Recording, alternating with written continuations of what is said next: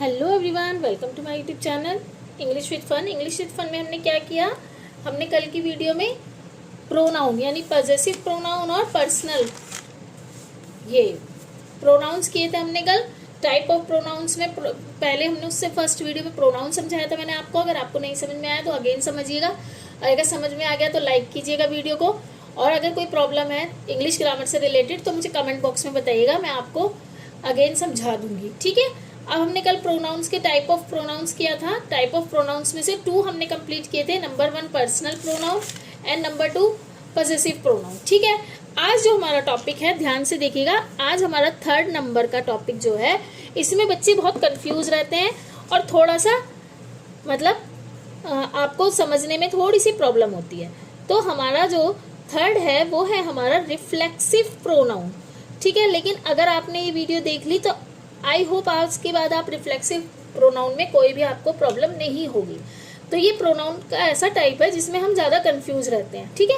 लेकिन I hope मैं इस कंफ्यूजन को आपको दूर कर सकूं आपकी, तो आप कभी भी रिफ्लेक्सिव प्रोनाउन से कभी भी कभी आपको प्रॉब्लम नहीं होगी। जैसे कि अगर मैं आपसे बोलूँ, डेफिनेशन पे अभी ध्यान नहीं दीजिएगा, सिर्फ समझिए। अगर मैं आपसे बोलूँ आई कंप्लीटेड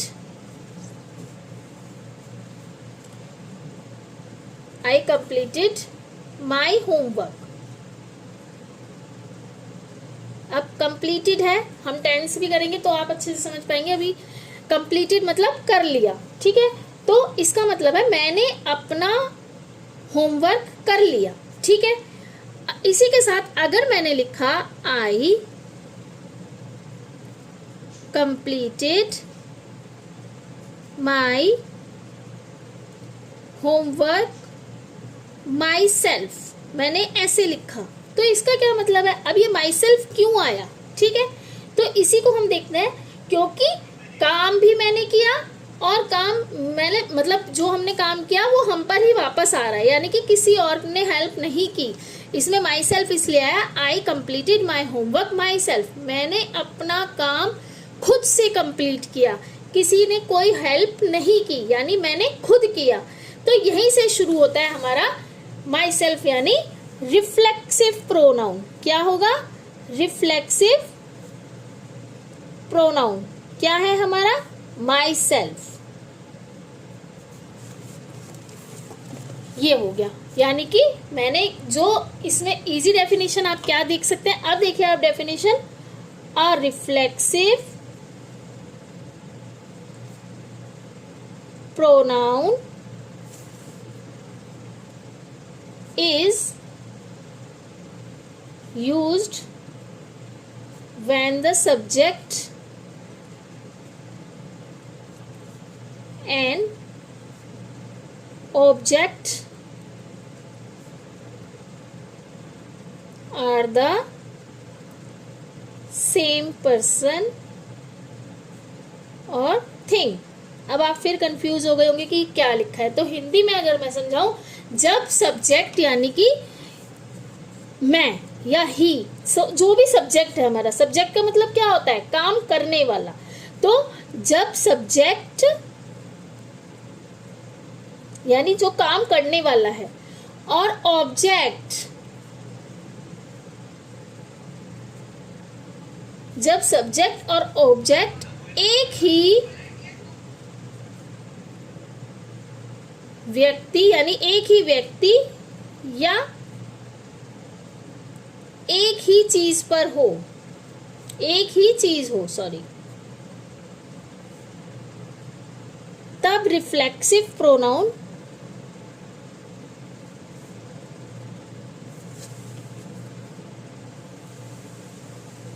यूज होता है। सब्जेक्ट क्या होता है बच्चों, सब्जेक्ट यानी ये भी समझ लिए, काम करने वाला। जो सब्जेक्ट है वो होगा काम करने वाला, जो मेन होता है। और ऑब्जेक्ट होता है हमारा जिस पर काम का असर पड़ेगा, यानी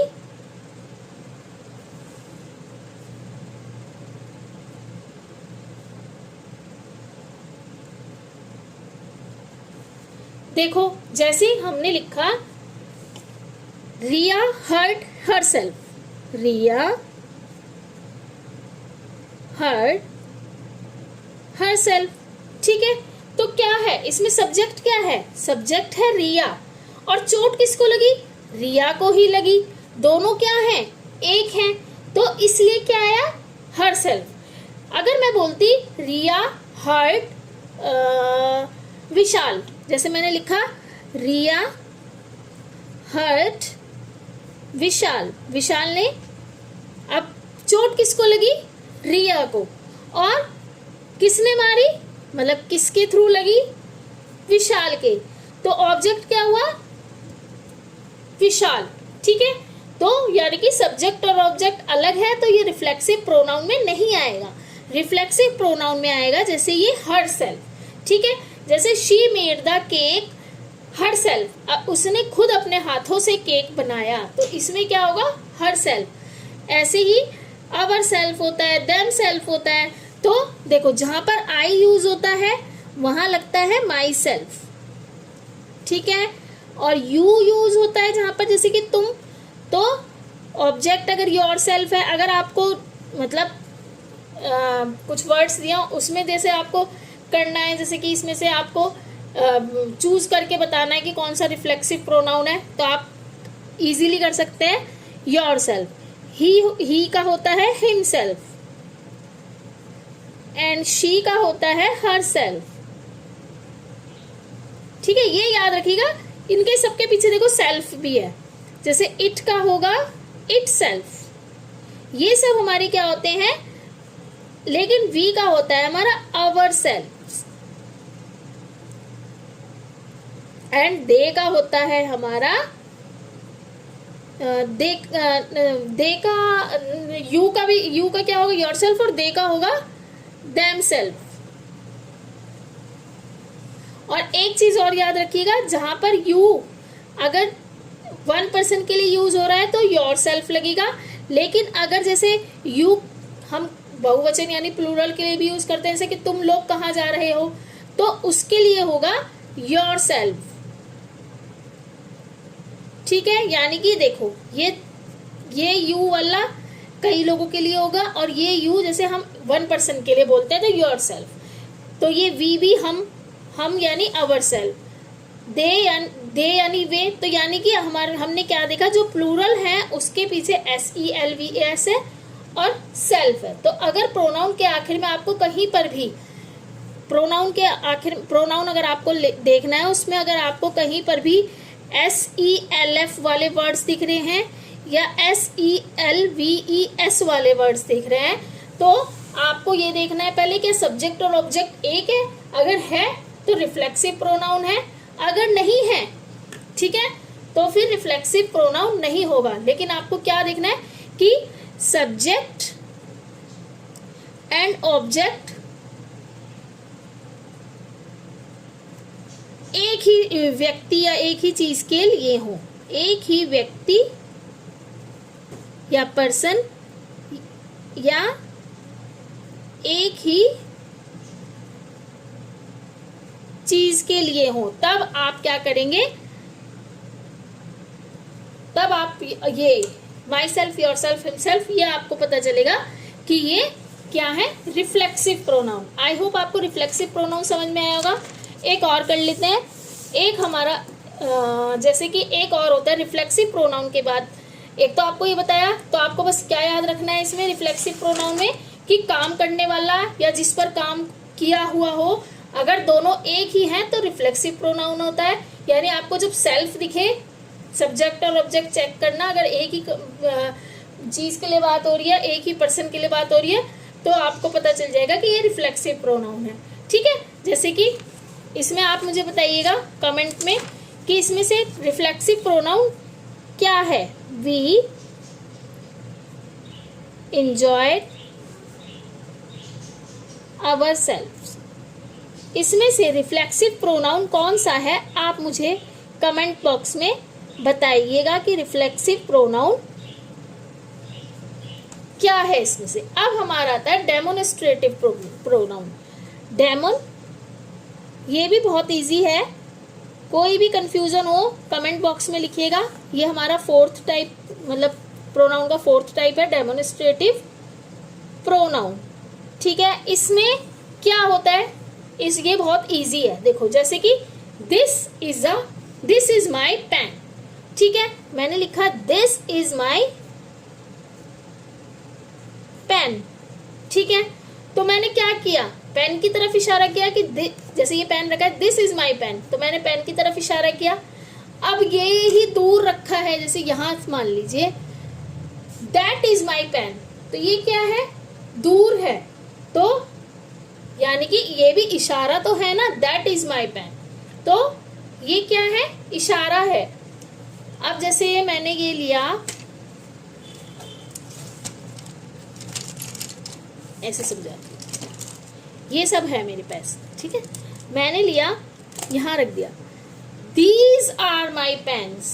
दिस तो नहीं यूज होगा क्योंकि बहुत सारे हैं, तो ये क्या होगा, दीज आर माई पेन या दीज आर माई पेन्स। अब यही मैंने दूर रख दिए, यहां रख दिए, इशारा क्या, दोज आर माई पेन्स, तो क्या है। अब आप देखिए, मैंने आपको इसको समझाया, दिस, अब ये तो हुआ पास के लिए, दैट इज माई पेन, ये हुआ दूर के लिए। ठीक है, तो अब जैसे these are my pens, these are my pens, ये हुआ पास के लिए, लेकिन ये क्या है, बहुत सारे हैं, ये देखा आपने, बहुत सारे हैं। अब यही पेन मैंने यहां रख दिया, तो क्या होगा, दोज आर माई पेन्स,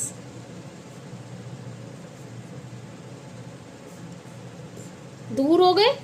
ठीक है, अब आप देखिए इसकी क्या है मतलब, अगर पहले आप समझिए, a demonstrative pronoun is a pronoun that point a person, place, animal और थिंग, यानी कि अ डेमोन्स्ट्रेटिव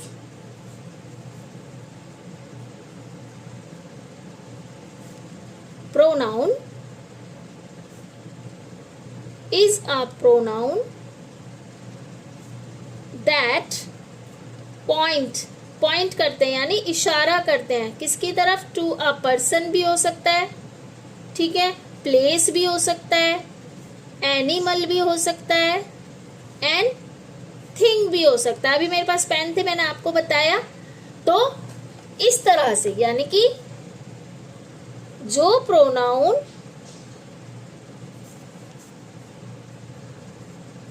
किसी व्यक्ति यानी पर्सन, स्थान यानी कि प्लेस, जानवर यानी एनिमल, वस्तु यानी थिंग की ओर इशारा करे,